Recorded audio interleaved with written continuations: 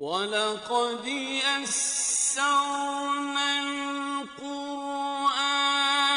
لِلذِّكْرِ فَهَلْ مِن مُّدَّكِرٍ۔ اور ہم نے قرآن کو سمجھنے کے لیے آسان کر دیا، تو کوئی ہے جو سوچے سمجھے۔ صوت القرآن، قرآن کی آواز۔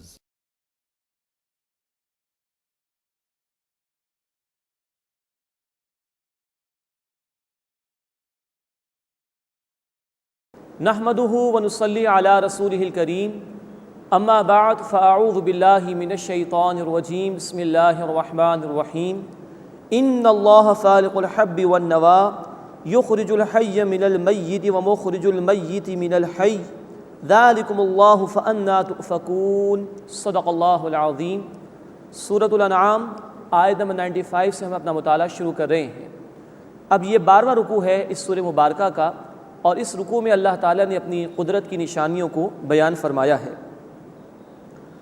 ان اللہ فالق الحب والنوى، بے شک اللہ تعالیٰ پھاڑنے والا ہے دانے اور گٹھلی کو۔ ایک ہی دانہ ہے، اس سے پورا درخت پھر اللہ تعالیٰ پیدا فرماتا ہے، جس سے برسا برس تک لوگوں کو پھل میسر آتے ہیں۔ یخرج الحی من المیت ومخرج المیت من الحی، وہ مردے سے زندہ کو نکالتا ہے اور زندہ سے مردہ کو نکالتا ہے۔ ذالکم اللہ فأنا تؤفکون، یہ ہے اللہ، بس تم کہاں بہکے جا رہے ہو۔ اس کی کائنات کا ایک ایک ذرہ اس کی موجودگی، اس کے معبود برحق ہونے کی دلیل پیش کر رہا ہے، اور تم اس کے ساتھ شریک ٹھہرا رہے ہو۔ فالق الاصباح، وہ صبح کو نمودار فرمانے والا ہے۔ وجعل اللیل سکنا والشمس والقمر حسبانا، اور اس نے رات کو سکون کا ذریعہ بنایا اور سورج اور چاند کو حساب کا ذریعہ بنایا۔ اس سے ہم شمسی کیلنڈر بھی اختیار کرتے ہیں، قمری کیلنڈر بھی بناتے ہیں اور اپنے اوقات کو طے کرتے ہیں۔ ذالک تقدیر العزیز العلیم، یہ اندازہ ہے اس ہستی کا، یعنی اللہ کا، جو غالب ہے، خوب علم رکھنے والا ہے۔ وَهُوَ الَّذِي جَعَلَ لَكُمُ النُّجُومَ لِتَهْتَدُوا بِهَا فِي ظُلُمَاتِ الْبَرِّ وَالْبَحْرِ، وہی اللہ ہے جس نے تمہارے لیے ستارے بنائے تاکہ تم ان سے خشکی اور دریا کے اندھیروں میں راستہ معلوم کر سکو۔ قد فصلنا الآیات لقوم یعلمون، ہم نے یقین آیات کھول کھول کر واضح کر دی ہیں ان لوگوں کے لیے جو علم رکھتے ہیں۔ وَهُوَ الَّذِي أَنشَأَكُم مِّن نَّفْسٍ وَاحِدَةٍ، اور وہی اللہ ہے جس نے تمہیں ایک وجود سے پیدا فرمایا، یعنی آدم علیہ السلام۔ فَمُسْتَقَرٌّ وَمُسْتَوْدَعٌ، پھر تمہارا ایک ٹھکانہ ہے ہمیشہ ہمیشہ کے لیے، مراد آخرت، اور ایک تمہاری امانت رہنے کی جگہ ہے، یعنی یہ دنیا عارضی زندگی کے لیے یہاں پر تمہیں بھیجا گیا۔ قد فصلنا الآیات لقوم یفقہون، یقیناً ہم نے آیات کھول کھول کر واضح کر دی ہیں سمجھنے والوں کے لیے۔ وَهُوَ الَّذِي أَنزَلَ مِنَ السَّمَاءِ مَاءً، اور وہی اللہ جس نے آسمان سے پانی نازل فرمایا، یعنی بارش برسائی۔ فَأَخْرَجْنَا بِهِ نَبَاتَ كُلِّ شَيْءٍ، اور پھر ہم نے اس سے ہر اگنے والی شے یعنی نباتات کو پیدا کیا۔ فَأَخْرَجْنَا مِنْهُ خَضِرًا نُخْرِجُ مِنْهُ حَبًّا مُتَرَاكِبًا، پھر ہم نے اس سے سبز شاخیں پیدا کی جس سے اوپر تلے چڑھے ہوئے دانے نکلتے ہیں۔ وَمِنَ النَّخْلِ مِنْ طَلْعِهَا قِنْوَانٌ دَانِيَةٌ، اور کھجوروں کے شگوفوں سے جھکے ہوئے خوشے پیدا کیے۔ ایک ایک گچھا کھجور کا وہ 50 کلو کا ہو جاتا ہے۔ کیا یہ کچھ کم ہے غور و فکر کے لیے کہ تم اللہ کو پہچان سکو؟ وَجَنَّاتٍ مِّنْ أَعْنَابٍ وَالزَّيْتُونَ وَالرُّمَّانَ، اور انگور اور زیتون اور انار کے باغات۔ مُشْتَبِهًا وَغَيْرَ مُتَشَابِهٍ، یہ ایک دوسرے سے ملتے جلتے بھی ہیں اور ملتے جلتے نہیں بھی ہیں۔ جیسے ہمارے ہم دیکھتے ہیں کہ موسمی بھی ہے اور فروٹر بھی ہے اور مالٹا بھی ہے، شکل و صورت ملتی جلتی بھی ہے لیکن ذائقہ بالکل الگ ہے۔ ہر دور کے انسان کے لیے قرآن حکیم میں غور و فکر کے لیے سامان اور مادہ موجود ہے۔ ہر انسان کو قرآن اس غور و فکر کی دعوت دیتا ہے۔ انظروا الی ثمرہ اذا اثمر وینعی، اس کے پھل کی طرف دیکھو، غور و فکر کرو جب کہ وہ پھلتا ہے، اور اس کے پکنے کی طرف دیکھو۔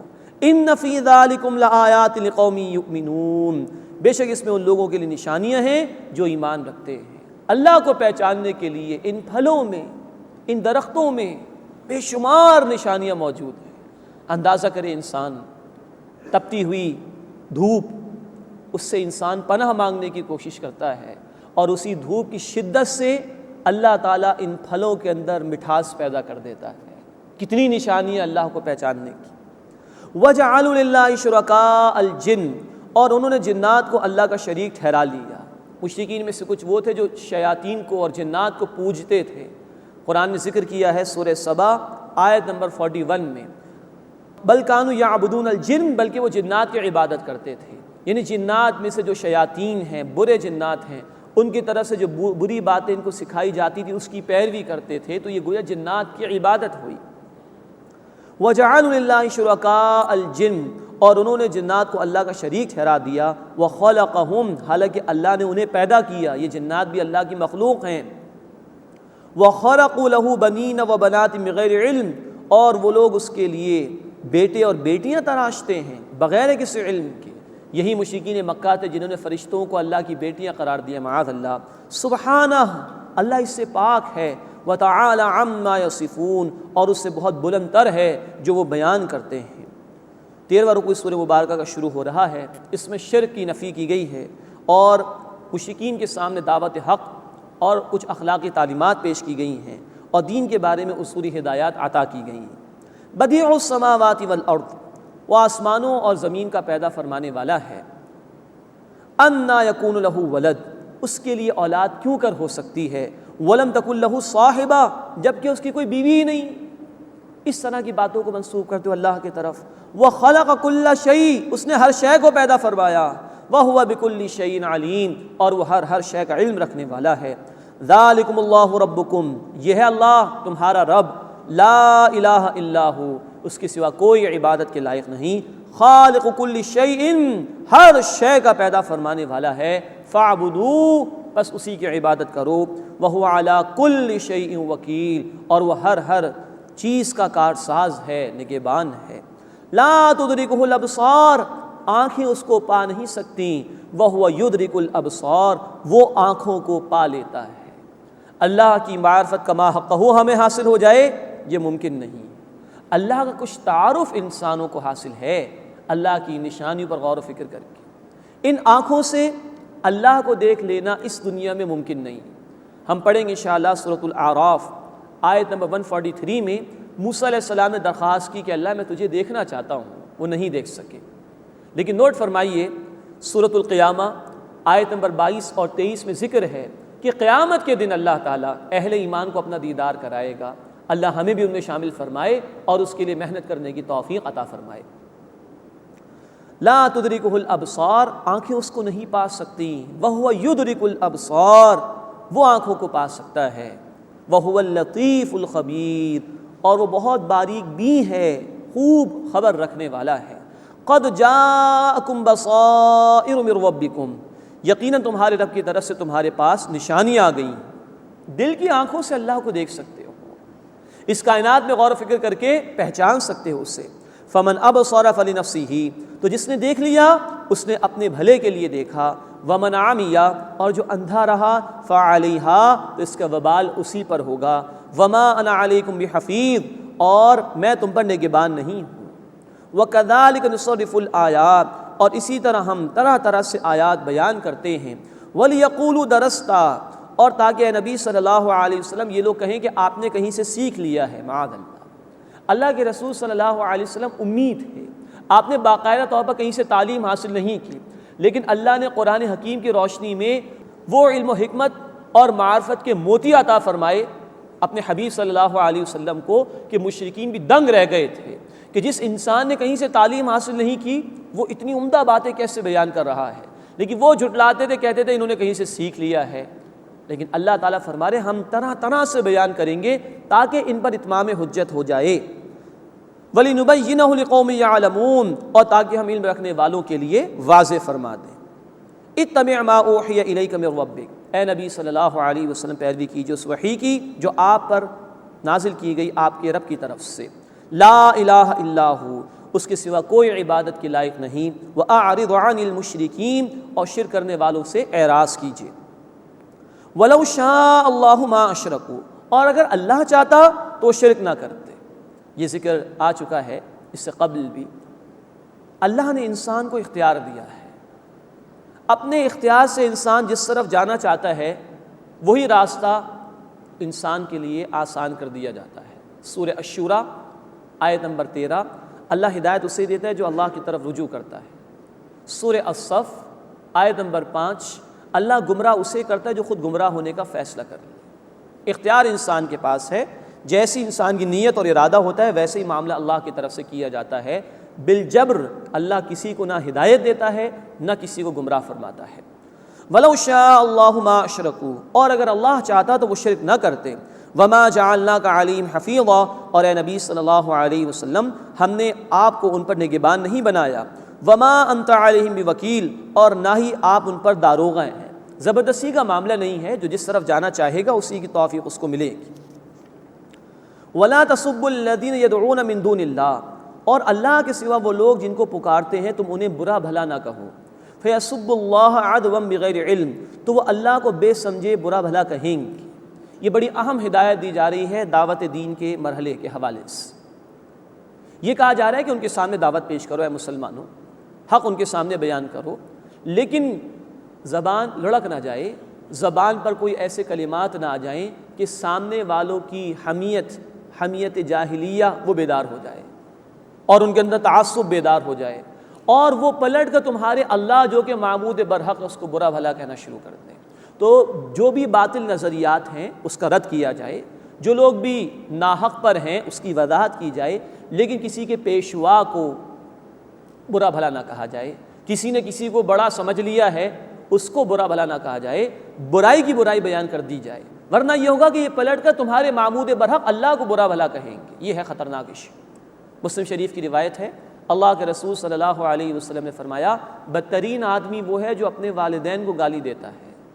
صحابہ نے عرض کیا کہ یا رسول اللہ صلی اللہ علیہ وسلم اپنے والدین کو گالی؟ فرمایا ہاں، اس شخص نے کسی کے والدین کو گالی دی، اس نے پلٹ کر اس کے والدین کو گالی دی، تو گویا اپنے والدین کو گالی دلوانے میں یہ ذمہ دار ہوا نا۔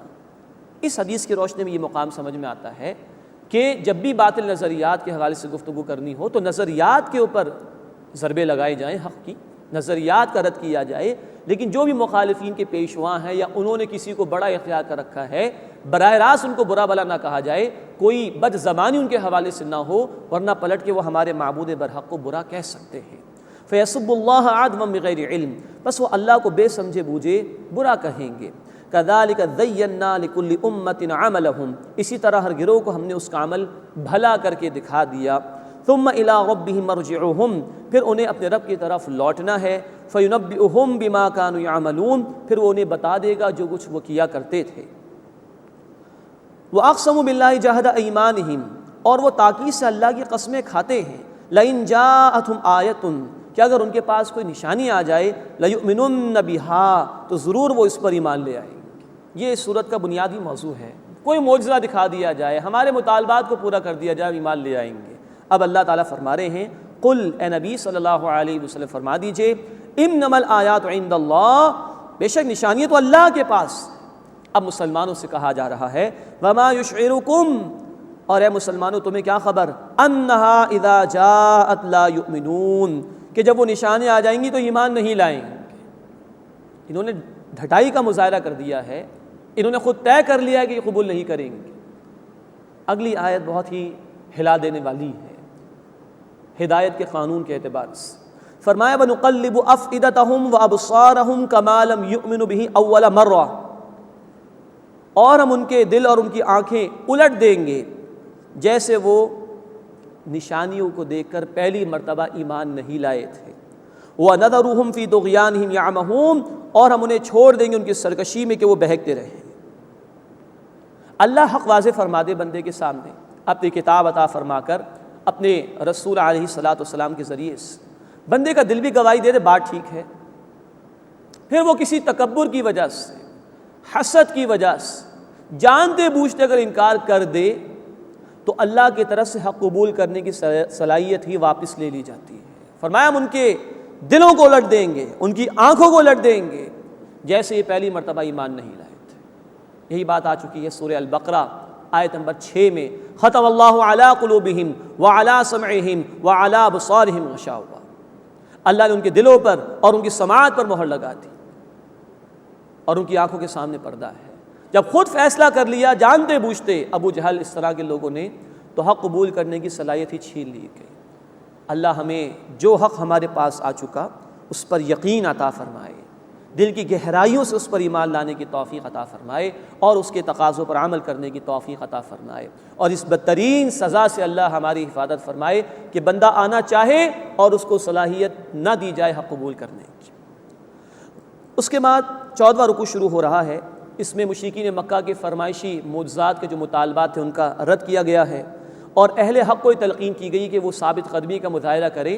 حق کے راستے میں مشکلات ضرور آتی ہیں، اور مشرکین کے کچھ من مانے اعمال کا ذکر ہو رہا ہے۔ وَلَوْ أَنَّنَا نَزَّلْنَا إِلَيْهِمُ الْمَلَائِكَةَ وَكَلَّمَهُمُ الْمَوْتَى، اور اگر ہم ان کی طرف فرشتے نازل کرتے اور ان سے مردے باتیں کرتے، وَحَشَرْنَا عَلَيْهِمْ كُلَّ شَيْءٍ قُبُلًا، اور ہم جمع کر دیتے ان کے سامنے ہر چیز کو، مَا كَانُوا لِيُؤْمِنُوا، تب بھی وہ ایمان نہ لاتے۔ ہم پڑھ چکے ہیں کہ عیسیٰ علیہ السلام نے تو اللہ کے حکم سے مردوں کو زندہ کر کے دکھا دیا، لوگوں نے تب بھی مان کر نہیں دیا۔ تو یہ فرمائشی معجزے نہیں دیے جائیں گے۔ فرمایا ما كانوا ليؤمنوا، تب بھی وہ ایمان نہ لاتے، الا ان یشاء اللہ، الا کہ اگر اللہ ہی چاہے۔ لیکن ایسا نہیں ہے کہ اللہ زبردستی کسی کو ایمان پر مجبور کرے یا اللہ زبردستی کسی کو گمراہ کرے، نہیں، اللہ نے آزمائش کا مرحلہ رکھا ہے انسان کے لیے۔ وَلَٰكِنَّ أَكْثَرَهُمْ يَجْهَلُونَ، لیکن ان میں سے اکثر نادان ہیں۔ وَكَذَٰلِكَ جَعَلْنَا لِكُلِّ نَبِيٍّ عَدُوًّا شَيَاطِينَ الْإِنسِ وَالْجِنِّ، اور اسی طرح ہم نے ہر نبی کے لیے انسانوں اور جنات کے شیاطین کو دشمن بنا دیا۔ یوحی بعضهم الی بعض زخرف القول غرورا، ان میں سے بعض کی طرف ملمہ کی ہوئی باتیں بہکانے کے لیے ڈالتے ہیں۔ ولو شاء ربک ما فعلوا، اور اگر اے نبی صلی اللہ علیہ وسلم آپ کا رب چاہتا تو ایسا نہ کرتے۔ فذرہم وما یفترون، بس آپ انہیں چھوڑ دیجئے اس کے ساتھ جو کچھ کہ وہ گھڑتے ہیں۔ یعنی یہ طے ہے جب بھی اللہ کا کوئی رسول علیہ السلام اٹھے گا دعوت حق کو لے کے، جب بھی اہل ایمان دین کی طرف آئیں گے رکاوٹیں ضرور آئیں گی۔ انسانوں میں سے بھی باغی ہوں گے اللہ کے، جنات میں سے بھی ہوں گے، شیاطین ہوں گے جو اللہ کے نافرمانوں کو اکسائیں گے حق کی مخالفت پر۔ ابو جہل بھی اگر مشکلات کا باعث بن رہا تھا، ابو لہب بھی اگر مخالفت کر رہا تھا، تو اللہ کی اجازت تھی۔ یہ حق اور باطل کی کشمکش ہمیشہ سے جاری ہے، یہ تو ہوگا۔ وَلِتَصْغَىٰ إِلَيْهِ أَفْئِدَةُ الَّذِينَ لَا يُؤْمِنُونَ بِالْآخِرَةِ، اور تاکہ ان لوگوں کے دل اس کی طرف مائل ہو جائیں جو آخرت پر ایمان نہیں رکھتے۔ معلوم ہوا کہ اگر دل میں ایمان نہ ہو تو انسان بھی شیطان کے چنگل میں گرفتار ہو جاتا ہے، اس کی پٹی کے فریب میں آ جاتا ہے۔ وَلِيَرْضَوْهُ وَلِيَقْتَرِفُوا مَا هُمْ مُقْتَرِفُونَ، اور تاکہ وہ اس کو پسند کریں اور تاکہ وہ کرتے رہیں جو وہ برے کام کرتے رہتے ہیں۔ یعنی ان مخالفین نے جنہوں نے طے کر لیا کہ حق کی مخالفت کریں گے، اللہ نے اسی کی ان کو توفیق دے دی ہے، اب یہ گمراہی کے اندھیروں میں ہی بھٹکتے رہیں گے۔ اب پھر سرچنگ کوئسچن کا انداز آ رہا ہے، غور و فکر کی دعوت دی جا رہی ہے۔ افغیر اللہ ابتغی حکما، کیا میں اللہ کے سوا کوئی اور حکم دینے والا تلاش کروں؟ وہو الذی انزل الیکم الکتاب مفصلا، اور حالانکہ اللہ تو وہ ہے جس نے تمہاری طرف واضح کتاب نازل فرما دی ہے، حق آ گیا اس کی طرف سے۔ اس کے آنے کے بعد اب تم چاہتے ہو کہ اللہ کو چھوڑ کر خواہشات نفسانی کی پیروی کی جائے، کسی اور قانون کی پیروی کی جائے۔ یہ کچھ آج بھی ہے، حق اہل ایمان کے پاس موجود ہے، انہیں بھی سوچنا چاہیے کیا وہ اللہ کی طرف سے آئے ہوئے احکامات کو اپنے لیے کافی سمجھ رہے ہیں، یا اللہ کو چھوڑ کر کچھ اور حاصل کرنے کی کوشش کر رہے ہیں، کوئی اور ازم، کوئی اور فلسفی، کوئی اور سسٹم آف لائف تلاش کرنے کی کوشش کر رہے ہیں۔ سوچنا چاہیے۔ اب کچھ اہل کتاب کا ذکر ہے۔ والذین آتیناہم الکتاب یعلمون انہ منزل من ربک بالحق، اور جنہیں ہم نے کتاب عطا کی ہے یعنی اہل کتاب، وہ جانتے ہیں کہ اے نبی صلی اللہ علیہ وسلم یہ کتاب آپ کے رب کی طرف سے حق کے ساتھ نازل کی گئی ہے۔ فلا تکونن من الممترین، تو آپ ہرگز شک کرنے والوں میں سے مت ہو جائیے۔ اب ظاہری بات ہے کہ اللہ کے رسول صلی اللہ علیہ وسلم سے تو کوئی امکان نہیں تھا، یہ دیگر لوگوں کو کہا جا رہا ہے کہ نبی صلی اللہ علیہ وسلم اس حق پر قائم رہیں گے، اہل ایمان کو بھی کہا جا رہا ہے کہ تم اس پر قائم رہو، اور مخالفین کو سنایا جا رہا ہے کہ یہ کبھی بھی اس حق سے نہیں ہٹیں گے، نہ اللہ کے رسول علیہ السلام نہ ان کے سچے اہل ایمان ساتھی۔ وَتَمَّتْ كَلِمَةُ رَبِّكَ صِدْقًا وَعَدْلًا، اور پوری ہو گئی تمہارے رب کی بات سچ اور انصاف کی۔ لا مبدل لکلماتہ، اس کے کلمات کو کوئی بدلنے والا نہیں ہے، وہو السمیع العلیم، اور وہ اللہ خوب سننے والا، علم رکھنے والا ہے۔ وَإِن تُطِعْ أَكْثَرَ مَنْ فِي الْأَرْضِ يُضِلُّوكَ عَنْ سَبِيلِ اللَّهِ، اور اگر تم زمین میں بسنے والوں کی اکثریت کی بات مان لو گے تو وہ تمہیں اللہ کے راستے سے ہٹا دیں گے۔ إِن يَتَّبِعُونَ إِلَّا الظَّنَّ، وہ پیروی نہیں کرتے مگر صرف گمان کی، کچھ ایسٹیمیٹس ہیں ان کے، حقیقت ان کے پاس نہیں ہے۔ وَإِنْ هُمْ إِلَّا يَخْرُصُونَ، اور وہ صرف قیاس آرائیاں کرتے ہیں۔ یہ بڑی اہم تعلیم دی جا رہی ہے کہ ہر دور میں اہل حق کی تعداد ہمیشہ کم ہی رہی ہے، عمومی طور پر باغی زیادہ رہے ہیں۔ تو اللہ کے رسول صلی اللہ علیہ وسلم اور ان کے ذریعے سے ہم سب کو ہدایت دی جا رہی ہے کہ ہمارا تعلق اہل حق کے ساتھ ہونا چاہیے۔ یہ نہیں دیکھنا چاہیے کہ اکثریت کیا کہہ رہی ہے، اسی کہ عظیم اکثریت کا معاملہ ہر دور میں یہ رہا کہ وہ قیاس آرائیاں کرتی ہے، حقیقت کے مطابق عمل نہیں کرتی، اللہ کی وحی کے مطابق عمل نہیں کرتی، تو اس پیروی سے بچایا گیا۔ ہاں جہاں اجتماعیت میں کوئی یہ بات طے کرنی ہو حلال کی حدود میں رہتے ہوئے کہ یہ رویہ اختیار کیا جائے یا وہ رویہ اختیار کیا جائے، کوئی محفل ہے ٹھنڈا پیش کیا جائے یا گرم پیش کیا جائے، زیادہ لوگوں نے کہا ٹھنڈا پیش کر دیا جائے تو ان کی بات مان لی جائے گی، لیکن عظیم اکثریت بھی کوئی ایسی بات کہہ دے کہ صاحب شراب کو جائز کر دیا جائے جیسے کہ یورپ میں ہوا، تو اس کی اجازت نہیں ہے، اس لیے کہ قانون کا اختیار اللہ کا ہے۔ تو مباحات جو چیزیں پرمیسیبل ہیں ان میں اکثریت کی بات کو مانا جا سکتا ہے، لیکن اکثریت اللہ کے کسی حکم کو توڑنا چاہے، کوئی ایسا قانون بنانا چاہے کہ جو اللہ کے احکامات کے خلاف ہو، چاہے 100% پاپولیشن بھی کہہ دے کہ شراب کو جائز کر دیا جائے، فلاں چیز کو حلال کر دیا جائے، اس کی بات نہیں مانی جا سکتی۔ فرمایا کہ وَإِن تُطِعْ أَكْثَرَ مَنْ فِي الْأَرْضِ يُضِلُّوكَ عَنْ سَبِيلِ اللَّهِ، اگر تم زمین میں رہنے والے اکثر لوگوں کی بات مان لو گے تو وہ تمہیں اللہ کے راستے سے بھٹکا دیں گے۔ إِن يَتَّبِعُونَ إِلَّا الظَّنَّ، وہ صرف گمان ہی کی پیروی کرتے ہیں، وَإِنْ هُمْ إِلَّا يَخْرُصُونَ، اور وہ قیاس آرائیاں کرتے ہیں۔ إِنَّ رَبَّكَ هُوَ أَعْلَمُ مَنْ يَضِلُّ عَنْ سَبِيلِهِ، یقیناً اے نبی صلی اللہ علیہ وسلم آپ کا رب خوب جانتا ہے اسے جو سیدھے راستے سے بھٹک گیا، وَهُوَ أَعْلَمُ بِالْمُهْتَدِينَ، اور وہ ہدایت یافتہ لوگوں کو خوب جانتا ہے۔ اب مشرکین مکہ کے حوالے سے کچھ باتیں آئیں گی۔ فَكُلُوا مِمَّا ذُكِرَ اسْمُ اللَّهِ عَلَيْهِ إِن كُنتُم بِآيَاتِهِ مُؤْمِنِينَ، سو تم اس میں سے کھاؤ جس پر اللہ کا نام لیا گیا ہے اگر تم اس کی آیات پر ایمان رکھنے والے ہو۔ وَمَا لَكُمْ، اور تمہیں کیا ہوا ہے، اللہ تأکلوا مما ذکر اسم اللہ علیہ، کہ تم اس میں سے نہیں کھاتے جس پر اللہ کا نام لیا گیا ہے۔ بعض جانوروں کے متعلق طے کر لیا تھا کہ یہ بتوں کی نظر ہوں گے تو ان پر اللہ کا نام ہی نہیں لیا جائے گا۔ یہ ہے مشرکین کے اوہام اور ان کی بدعمالیہ جن کا ذکر یہاں آ رہا ہے۔ وَقَدْ فَصَّلَ لَكُم مَّا حَرَّمَ عَلَيْكُمْ إِلَّا مَا اضْطُرِرْتُمْ إِلَيْهِ، حالانکہ وہ اللہ تمہارے لیے واضح فرما چکا ہے جو اسے تم پر حرام فرمایا، مگر یہ کہ جس میں تم مجبور ہو جاؤ اس پر کوئی پکڑ نہیں۔ سورہ النحل آیت نمبر 115 میں 4 باتوں کی حرمت آ چکی ہے جو کہ مکی صورت ہے، اور ہم 2 مرتبہ پڑھ چکے ہیں مدنی صورتوں میں، سورۃ البقرہ میں آیت نمبر 173 اور سورۃ المائدہ آیت نمبر 3 میں، کہ 4 باتوں کو اللہ نے حرام فرمایا تھا جو کثرت سے اس معاشرے میں استعمال ہوتی تھی۔ تو یہاں اس طرف اشارہ کیا جا رہا ہے جو سورہ النحل میں آیت نمبر 115 میں تفصیل آ چکی ہے کہ مردار تمہارے لیے حرام ہے، خون جو کہ بہتا ہوا ہو وہ تمہارے لیے حرام ہے، اسی طرح تمہارے لیے خنزیر کا گوشت حرام ہے، اسی طرح اگر کسی ذبیحے یعنی جانور پر اللہ کے سوا کسی اور کا نام لیا گیا وہ حرام ہے، اس کی طرف اشارہ کیا جا رہا ہے۔ وَقَدْ فَصَّلَ لَكُم مَّا حَرَّمَ عَلَيْكُمْ إِلَّا مَا اضْطُرِرْتُمْ إِلَيْهِ، حالانکہ وہ تمہارے لیے واضح فرما چکا ہے جو اس نے تم پر حرام کیا، مگر یہ کہ جس میں تم مجبور ہو جاؤ، تو مجبوری کی حالت میں جان جا رہی ہے تو جان بچانے کے لیے حرام سے استفادے کی اجازت ہے۔ وَإِنَّ كَثِيرًا لِيُضِلُّونَ بِأَهْوَائِهِمْ بِغَيْرِ عِلْمٍ، اور بہت سے لوگ اپنی خواہشات سے علم کے بغیر گمراہ کر دیتے ہیں، من چاہی باتیں کرتے ہیں اللہ کی وحی کو چھوڑ کر۔ إِنَّ رَبَّكَ هُوَ أَعْلَمُ بِالْمُعْتَدِينَ، بے شک تمہارا رب حد سے بڑھ جانے والوں کو خوب جانتا ہے۔ وَذَرُوا ظَاهِرَ الْإِثْمِ وَبَاطِنَهُ، اور چھوڑ دو گناہ کو چاہے ظاہر ہو یا پوشیدہ ہو، ہر قسم کے گناہ سے بعد آ جاؤ۔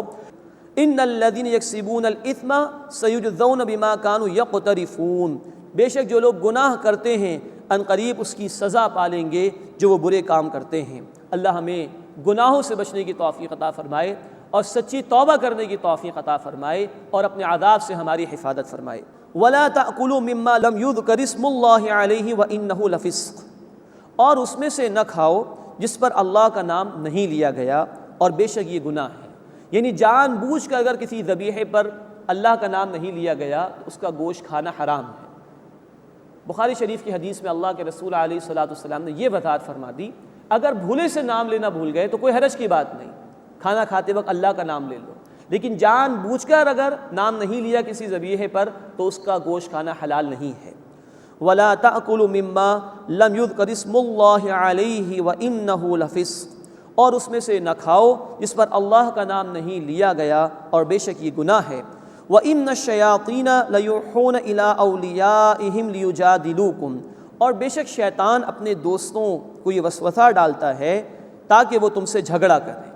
یعنی کہ یہ بات مشرکین مکہ نے پیش کی اور شیطان نے یقین اس کی پٹی پڑھائی ہوگی کہ دیکھو عجیب سی بات ہے، مردار کو حرام قرار دے دیا گیا ہمارے لیے، جو از خود مر گیا وہ کہتے ہیں مسلمان کے حرام ہے، اور جو خود ذبح کرتے ہیں اپنے ہاتھ سے مارتے ہیں اس کو کہتے ہیں یہ حلال ہے۔ یہ اس طرح کے اعتراضات انہوں نے کرنے کی کوشش کی۔ وَإِنَّ الشَّيَاطِينَ لَيُوحُونَ إِلَىٰ أَوْلِيَائِهِمْ لِيُجَادِلُوكُمْ، اور بے شک شیطان اپنے دوستوں کی طرف وسوسے ڈالتا ہے تاکہ وہ تم سے جھگڑا کریں۔ وَإِنْ أَطَعْتُمُوهُمْ، اور اگر تم نے ان کا کہا مان لیا، إِنَّكُمْ لَمُشْرِكُونَ، تو بے شک تم مشرک ہو جاؤ۔ اب دیکھیں یہاں پہ شرک کیا ہے؟ حلال حرام کا اختیار اللہ کے لیے ہے، کسی شے کو جائز قرار دینا ناجائز قرار دینا یہ اختیار اللہ کے لیے ہے۔ مشرکین مکہ نے یہ اختیار اپنے ہاتھ میں لے لیا تھا، تو اللہ کو قانون ساز ماننے کے مقابلے میں اپنے آپ کو قانون ساز اور لا گیور تسلیم کر لیا، یہ شرک ہے۔ تو ہر وہ شخص یا ادارہ یا حکومت یا نظام جو اللہ کے قانون کے مقابلے میں اپنے قانون کی بات کرے، اس کو نافذ کرنے کی بات کرے، وہ شرک ہے۔ اللہ ہمیں توفیق دے کہ ہم انفرادی زندگی میں بھی اور اجتماعی معاملات میں بھی صرف اسی کے احکامات پر عمل کریں اور اس کے احکامات کو نافذ کریں اور شرک سے بچنے کی کوشش کریں۔ اس کے بعد 15واں رکوع شروع ہو رہا ہے سورۃ الانعام کا، اس میں حق اور باطل کی کشمکش کے حوالے سے مثال کا بیان ہے، اور پھر مشرکین مکہ کے معجزات کے مطالبات کا رد کیا گیا ہے، اور پھر رد کیا گیا ہے مشرکین مکہ کے مطالبات کا جو وہ معجزات کے حوالے سے کر رہے تھے، اور شیاطین جن کی کارروائیوں کا ذکر آ رہا ہے۔ أَوَمَنْ كَانَ مَيْتًا فَأَحْيَيْنَاهُ وَجَعَلْنَا لَهُ نُورًا يَمْشِي بِهِ فِي النَّاسِ، بھلا وہ شخص کہ جو مردہ تھا پھر ہم نے اس کو زندگی عطا فرمائی اور ہم نے اس کے لیے نور بنایا اور وہ اس نور کے ساتھ لوگوں کے درمیان چلتا ہے۔ كَمَن مَثَلُهُ فِي الظُّلُمَاتِ لَيْسَ بِخَارِجٍ مِّنْهَا، کیا وہ اس کے جیسا ہو جائے گا جو اندھیروں میں ہے اور اس سے نکلنے والا نہیں ہے؟ كَذَلِكَ زُيِّنَ لِلْكَافِرِينَ مَا كَانُوا يَعْمَلُونَ، اسی طرح کافروں کے لیے ان کے اعمال مزین کر کے دکھا دیے گئے ہیں۔ یعنی اللہ رب العزت نے اپنی کتاب کے ذریعے سے کچھ لوگوں کو زندگی عطا فرما دی، اپنی کتاب کا نور اور ہدایت عطا فرما دی، اب وہ اس نور کے ساتھ معاشرے میں زندگی بسر کر رہے ہیں، پاکیزہ لوگ ہیں، اور دوسری طرف وہ ہیں جو گمراہیوں میں پڑے ہوئے ہیں، جو مشرکانہ رسومات اختیار کیے ہوئے ہیں۔ کیا یہ دونوں برابر ہو سکتے ہیں؟ خود فیصلہ کر لو۔ یہ ہے سرچنگ کوئسچن کا انداز، غور و فکر کی دعوت دی جا رہی ہے۔ وَكَذَلِكَ جَعَلْنَا فِي كُلِّ قَرْيَةٍ أَكَابِرَ مُجْرِمِيهَا، اور اسی طرح ہم نے ہر بستی میں بنائے اس کے بڑے مجرم، لِيَمْكُرُوا فِيهَا، تاکہ وہ اس میں مکر و فریب پھیلائیں، وَمَا يَمْكُرُونَ إِلَّا بِأَنفُسِهِمْ وَمَا يَشْعُرُونَ، اور وہ مکر و فریب نہیں کرتے مگر اپنی ہی جانوں پر، اور وہ اس کا شعور نہیں رکھتے۔ یہ اللہ تعالیٰ بیان فرما رہے کہ اہل ایمان پر آزمائشیں تو آتی ہیں، ہر دور میں حق والوں کی مخالفت میں وہ طبقہ پیش رہا ہے جس کو اللہ نے خوشحالی عطا فرمائی۔ گزشتہ قوموں کے حالات ہم پڑھیں گے انشاءاللہ سورۃ الاعراف میں، سردار مخالفت میں پیش تھے ہر دور میں، جو مالدار طبقہ ہے، صاحب اقتدار طبقہ ہے، نمرود ہے، فرعون ہے، ہمیشہ انہوں نے حق والوں کی مخالفت کی ہے۔ یہ آزمائشیں تو اہل ایمان پر آتی ہیں، اور یہ جو مجرمین کا طبقہ ہے، اللہ تعالیٰ فرمانے کہ یہ نافرمانی تو کرتے ہیں اللہ کی، اللہ کے راستے سے لوگوں کو روکنے کی کوشش تو کرتے ہیں، لیکن بالآخر یہی نافرمانیاں ان کے لیے وبال جان بن جائیں گی اور انہیں اس کا شعور تک نہیں ہے۔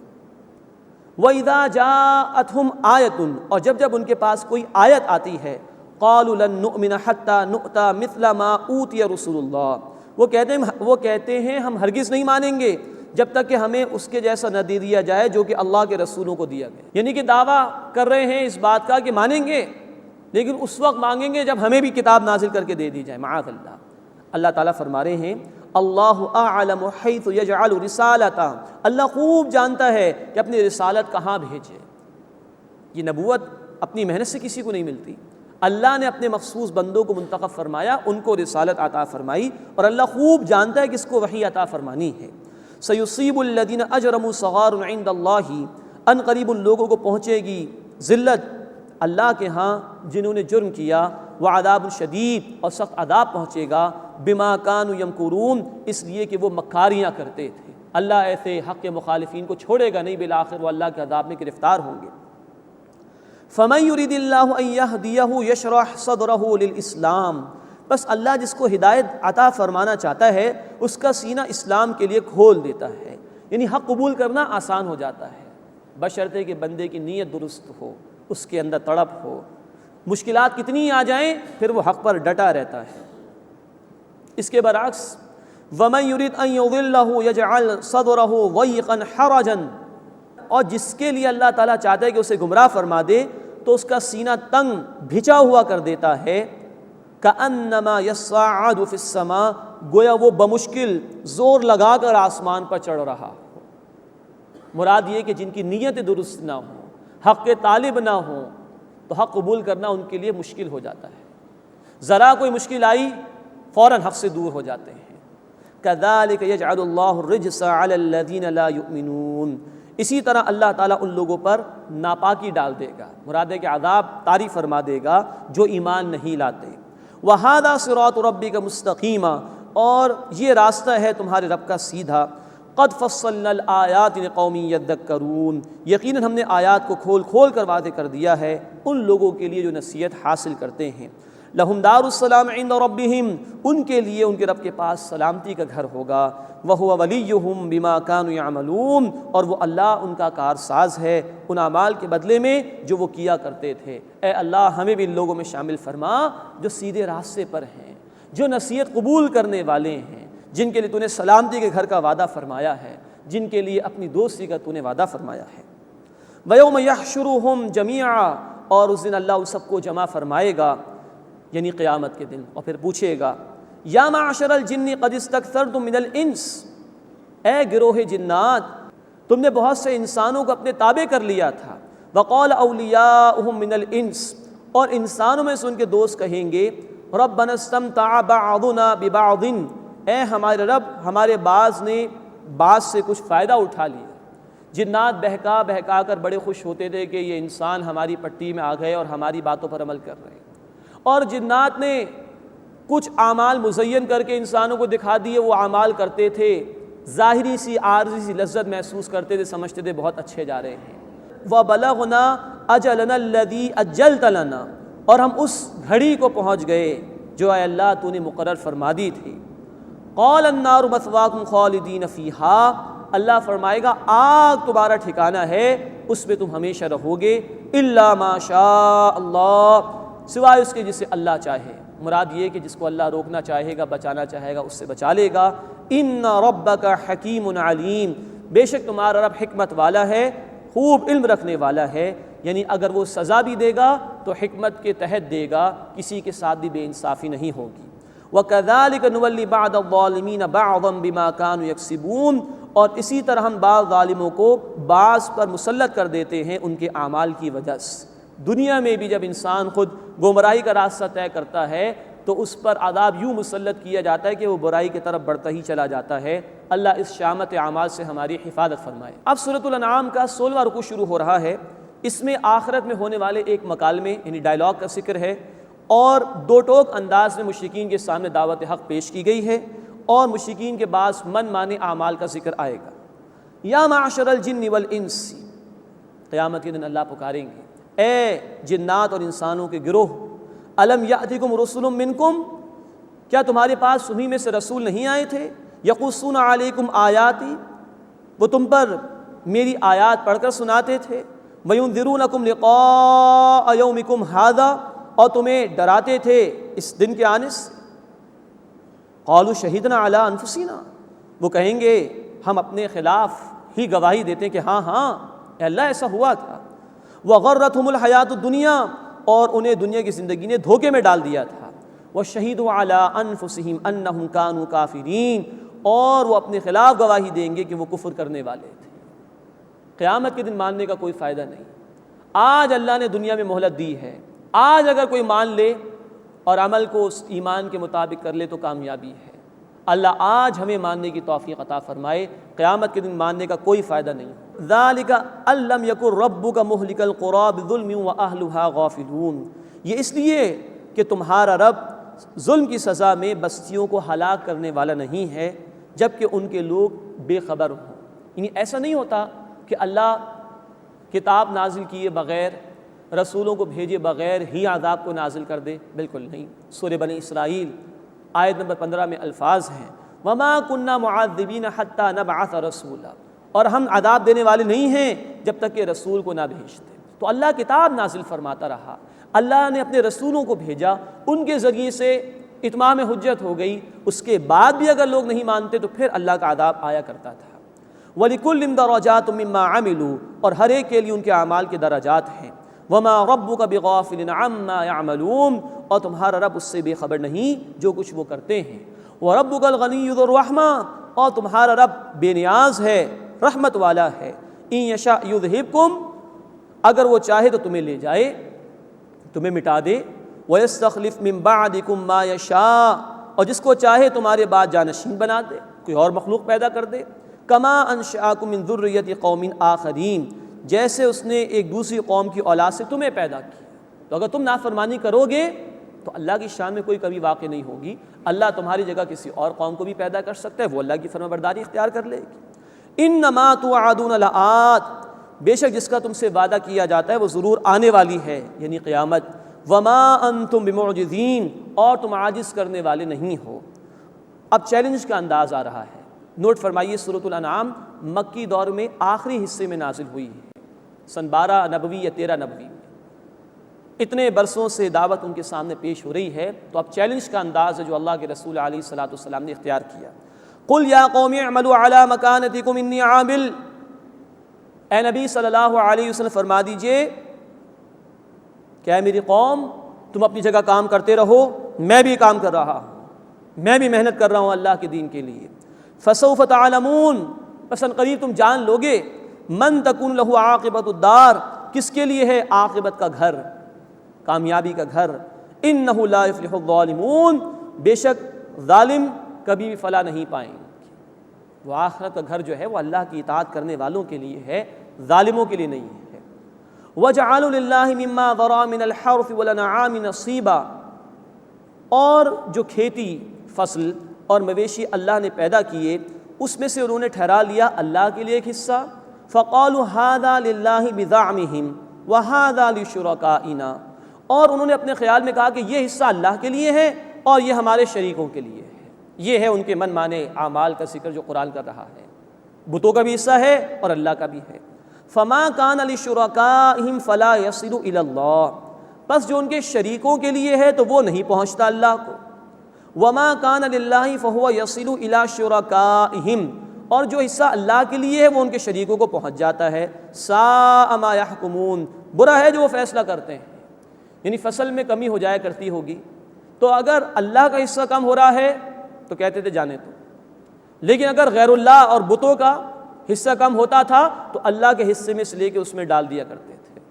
یہ شرک، اور اس میں بھی نوٹ فرمائیے وہ جو ان کے بتوں کے مجاور تھے، مندروں میں بیٹھا کرتے ہوں گے، ان کا حصہ اصل میں آتا تھا اس فصل وغیرہ کے اندر، تو یہ ان کی پٹیاں پڑائی ہوئی تھیں کہ اللہ کا حصہ کم ہو جائے کوئی بات نہیں، غیر اللہ کا حصہ کم نہیں ہونا چاہیے۔ تو یہ جو ان کے پنڈت وغیرہ تھے، یہ ہے مذہبی استحصال جو تاریخ انسانی میں ہوتا رہا۔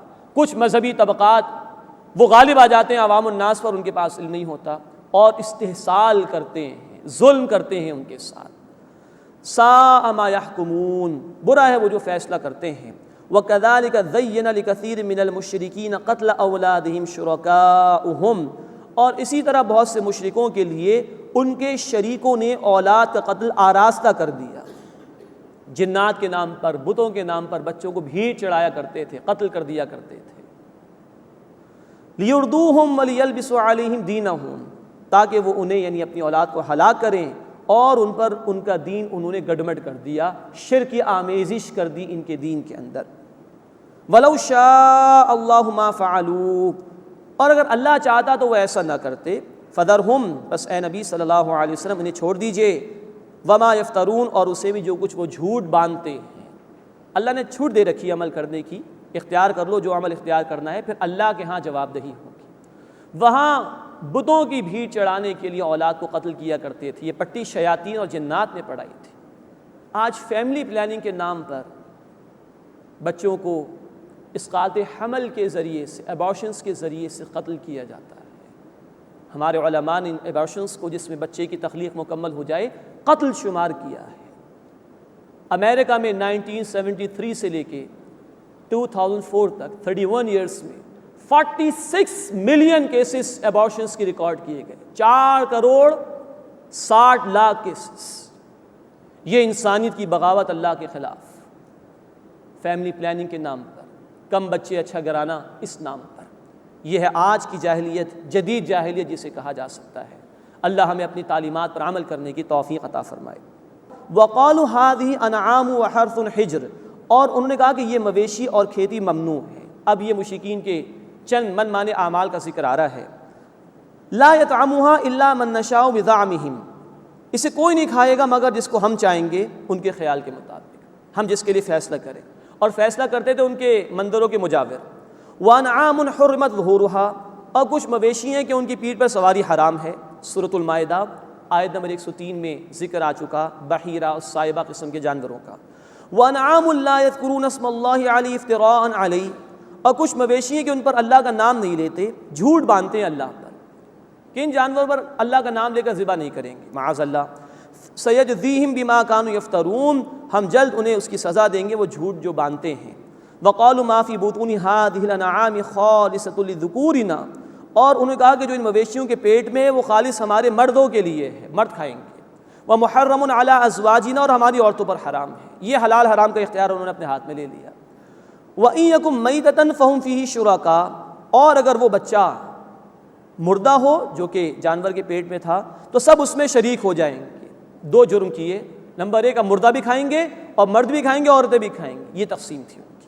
سَيَجْزِيهِمْ وَصْفَهُمْ، اللہ جلد انہیں ان کی باتیں بنانے کی سزا دے گا۔ انہ حکیم علیم، بے شک وہ حکمت والا، خوب علم رکھنے والا ہے۔